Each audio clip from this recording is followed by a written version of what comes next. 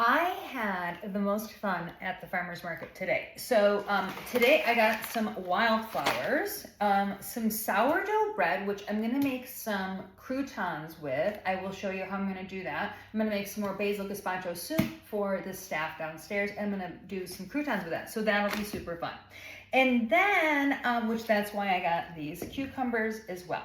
So while I was getting the cucumbers, I was talking to the Chinese farmer who was telling me about this. There was a basket of these and they were labeled bitter melons. And I said, well, what are they? And he said, they're a very important Chinese vegetable. And he says you cut off each end, you split it in half, and you have to scoop the seeds out. And then you can put them in either your stir fry, or he says his wife would stuff them. Okay, so I was like, all right, this is fun. So I'm gonna share more about this. So the next table over, I got drawn in by these beautiful creatures right here, which I've never seen before.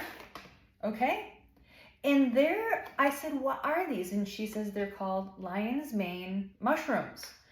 I'm like, well, they're super cool. So I said, how do you cook with them? And she says, they're kind of like tofu. So they don't have a very strong flavor. They're not going to overpower. They're going to more take on the flavor of whatever you're cooking it with. And she says, when you cook these, they actually cook into almost like a lump crab meat kind of a texture. So I was like, that'll be super fun. I can stuff these with that. So next to them were these guys, which are blue oyster mushrooms. And she said the same thing, not very overpowering in a mushroom flavor, but they have more of a shredded chicken. When you cook those, they're kind of more of like a shredded chicken. So I was thinking this is going to be perfect to stuff these bitter melons with.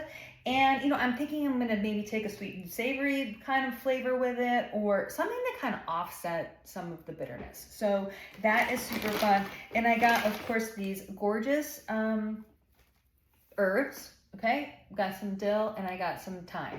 So just fun stuff, some and some green beans.